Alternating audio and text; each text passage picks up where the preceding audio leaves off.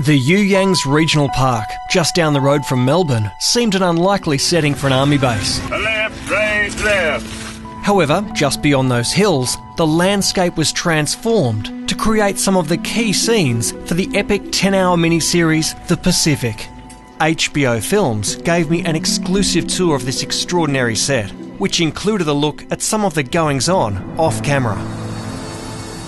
The Pacific required authentic military uniforms from the 1940s, and from what we saw, the wardrobe department had that well covered, all the way down to the dog tags made to the exact specifications of the originals.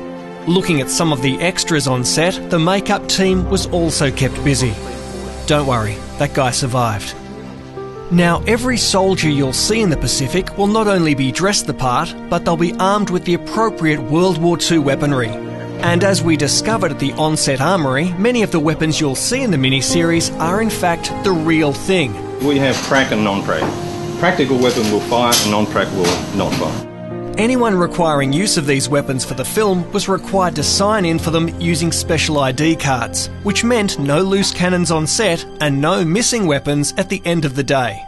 Vehicles used in filming, from jeeps, trucks, amphibious vehicles and even Sherman tanks, were sourced locally from collectors and clubs. And what they couldn't find, they built themselves. On set during our visit was Australian actor Gary Sweet. He was just one of the cast who endured 9 days of boot camp to prepare for the role. Man, it was pretty tough. 9 days, no showers, one ration pack a day, 6 a.m. to midnight. It was fairly gruelling. But yeah, this has been the most intense preparation for what is undoubtedly the most majestic production I've ever worked on. A big fan of Gary's was relative newcomer Dylan Young. He's got a great work ethic, and for me, someone who's never rehearsed for a film or TV before, to see that was great. You know? For Dylan, The Pacific was only the second film audition he'd ever done, so of course he was nervous. It was pretty blinding. You go in there and there's the producers and the writers and, you know. And this is the guy who was responsible for training up the cast and putting many of them through boot camp, Captain Dale Dye. Unless you have been in active combat, there's no way I can sit there and lecture you and tell you how you would react. The Pacific was produced by Tom Hanks and Steven Spielberg.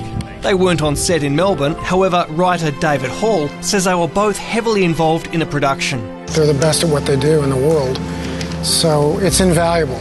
Especially, you know, for Tom for a lot of story elements and for Steven for cinematic stuff. I mean, you know, they're geniuses in their field, and so we not only encourage but beg for their input at any opportunity that we can get.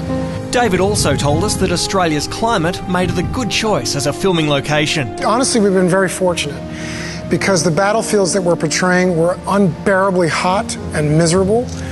They were covered in flies. They were capricious. Sunny 1 minute, rain the next. And action!